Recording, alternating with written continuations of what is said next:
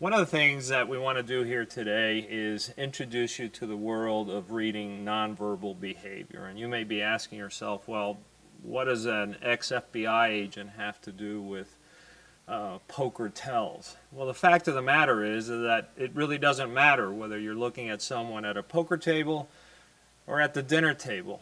Behaviors don't change, and the reason they don't change is because they're all governed by the same brain. Most of us think of the brain as just having one integral part. The fact of the matter is that there are three major structures to the brain. There's a very ancient part of that brain which governs our large muscles, our heart, and our lungs. And it controls that, whether we're sitting at the table looking at pocket aces or a monster hand, or if we're at a stoplight looking at a bus that is running away. Either way, the brain is reacting to that which it sees.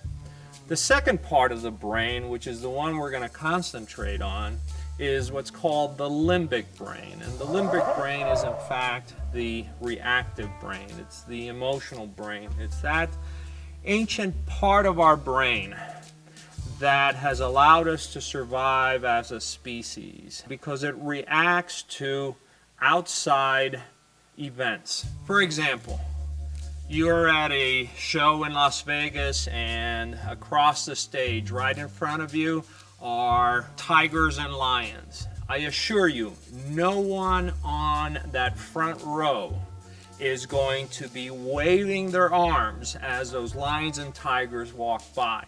They sit there quietly looking at those animals walk by. Once they're gone, they react to it. Why do we do that? No one gets a memo telling you to freeze up when you see an animal that's dangerous to you.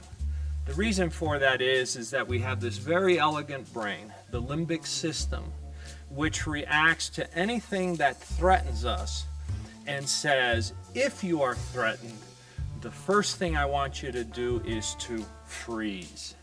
Because one thing that happened long ago in evolutionary terms was this: predators react to motion.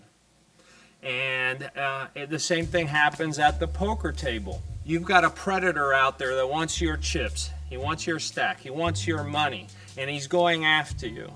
And you may be doing something at the table which you don't want him to detect.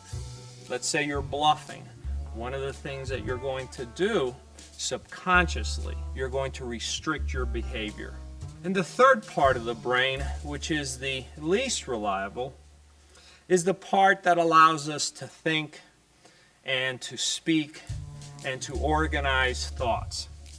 And this is the part of the brain that in poker analyzes the table, does the statistics, looks at the numbers and does the comparison, and then acts out.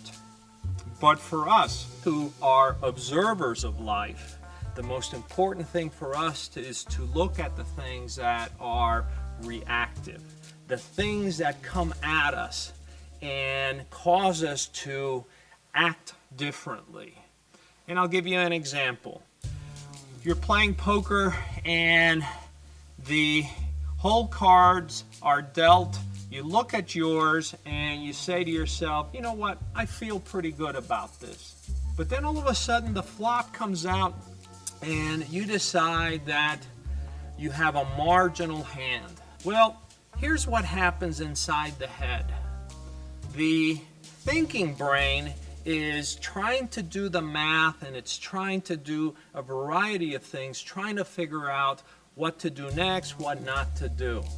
This takes a long time. But it is the limbic brain, the reactive brain, that actually looks at the situation instantly and says, ooh, that's not the hand that I wanted. And it's that little instant reaction that we as players of poker and decoders of bluffs and tells have to focus on, because it's those little quick reactions that are the most accurate. Why are they the most accurate? Because they're controlled by the limbic brain.